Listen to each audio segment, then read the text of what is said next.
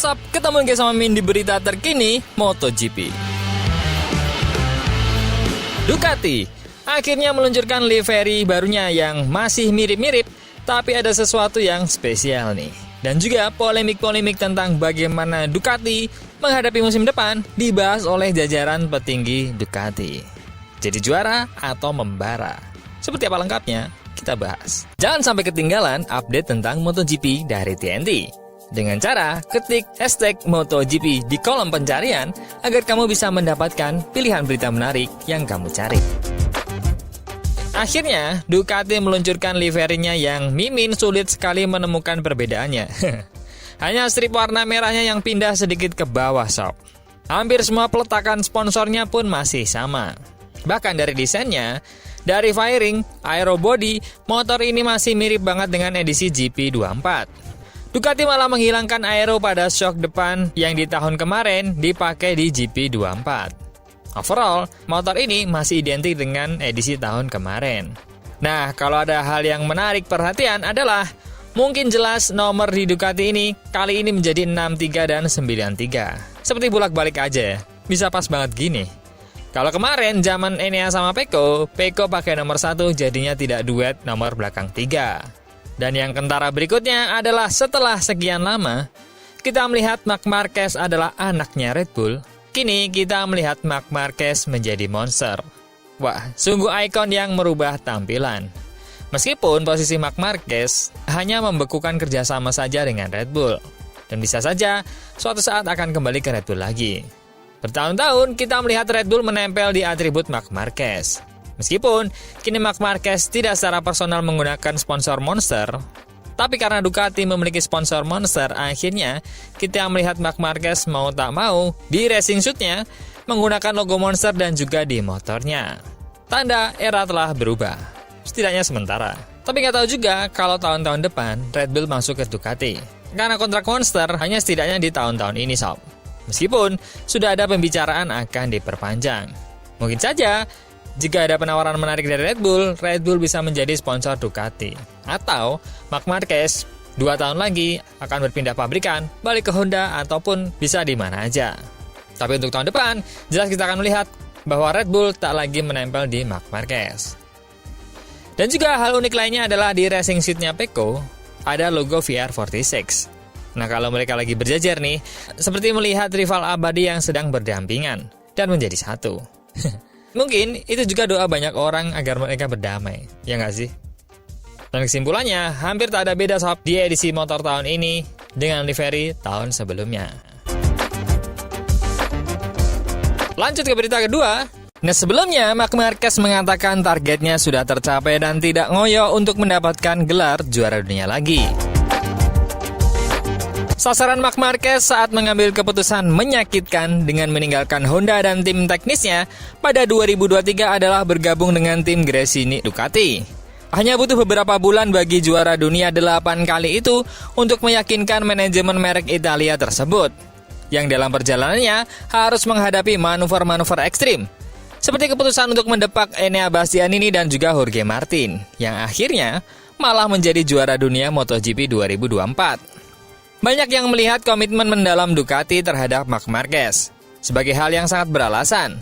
Namun, tidak semua orang memahami perubahan arah dalam filosofi yang telah membawa pabrikan Italia itu memenangi 3 kejuaraan dunia terakhir bersama Pecco Bagnaia dan Martin selama bertahun-tahun sejak 2007.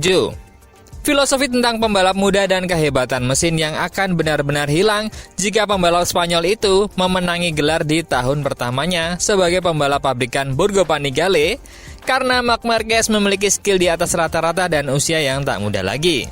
Hal itu adalah sebuah beban yang tidak ingin dimainkan oleh Marc Marquez untuk saat ini. Saya telah mencapai apa yang saya inginkan, memperpanjang karir dan kembali kompetitif. Jika saya memenangi gelar lagi, itu akan menjadi bonus. Tapi tujuan utama saya sudah tercapai.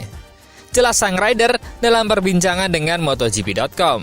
Marquez akan mulai di pabrik Ducati pada usia 32 tahun dengan 17 musim di kejuaraan dunia. 12 diantaranya di kelas utama, di mana dia memenangi 6 gelar antara 2013 dan juga 2019. Setelah mengalami cedera pada 2020.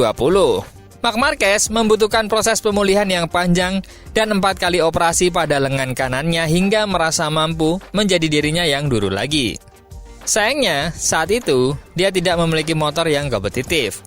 Bersama Honda, kami meraih banyak hal dan saya merasa menjadi bagian dari Honda. Namun sekarang, saya mengendarai Ducati dan menjadi pembalap resmi Ducati. Tentu saja, saya akan berusaha memperjuangkan merek saya saat ini. Tapi Honda telah dan akan menjadi bagian yang penting dalam karir saya. Atau mungkin malah bagian terpenting. Anda tidak pernah tahu. Tegas rider Spanyol itu yang sudah lebih dari 1 kali mengakui bahwa seandainya pilihan untuk pergi ke Gresini tidak ada, saya akan pensiun. Saya pergi ke Ducati dan mengatakan, saya tak peduli dengan apapun. Saya hanya ingin mengendarai motor terbaik. Sekarang, ketika saya pensiun, saya akan merasa damai dengan diri saya sendiri karena saya telah mencoba segalanya. Imbuh rider yang rela melepaskan beberapa sponsor utama untuk datang ke Ducati. Dan dengan bersatunya 2 senjata terbaik MotoGP saat ini, Domenicali mengatakan Bagnaia dan Marquez seperti pesawat supersonik yang sulit diterbangkan. Ducati menyatukan 2 juara dunia MotoGP, Pecco Bagnaia dan Marc Marquez. Di antara mereka memiliki 8 titel kelas utama atau 11 gelar juara di semua kategori, yang membuat mereka hampir sejajar dengan pasangan paling sukses dalam sejarah MotoGP hingga saat ini, yaitu Valentino Rossi dan juga Jorge Lorenzo dari Yamaha.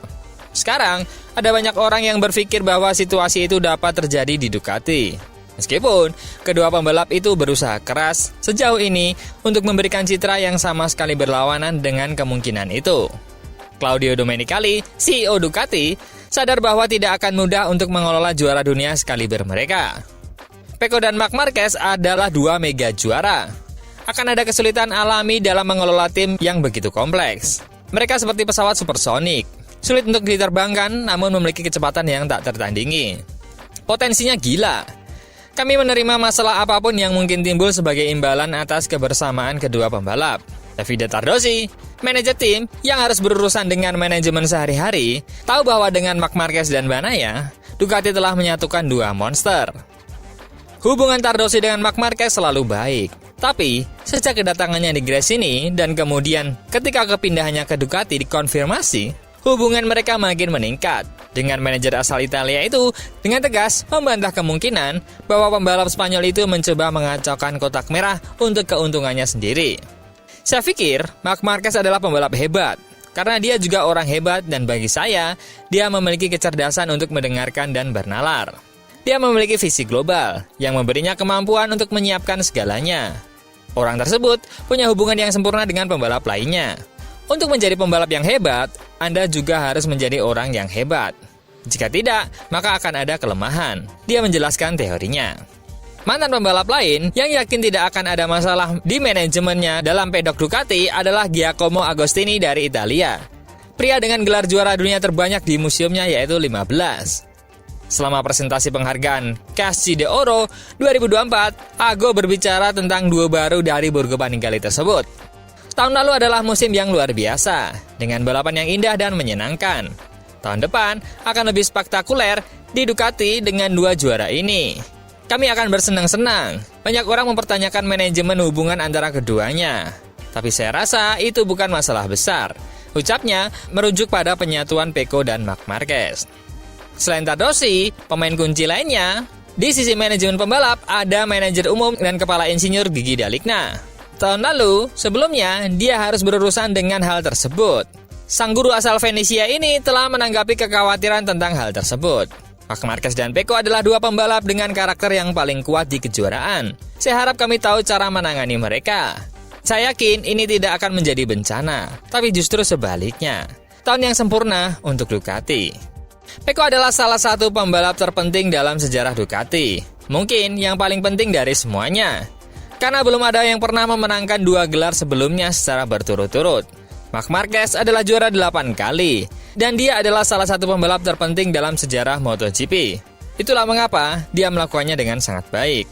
Dalikna menambahkan, tentu saja, kunci mengapa Ducati begitu dominan dan tidak seperti yang lain adalah tidak terlalu bergantung pada para pembalapnya dalam mengembangkan motor.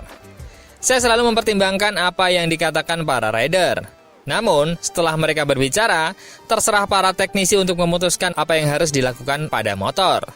Tentu saja, kami mendengarkan komentar mereka. Tetapi, konfigurasi tetap dipilih oleh para teknisi. Sikap yang pasti akan membuat konsistensi motor selama ada di jalur balapan. Wah, siapa nih yang udah pada nggak sabar lihat adu kekuatan dua pembalap ini di dalam pabrikan Ducati? Seru kayaknya. Jagoan teman-teman siapa? Coba komen.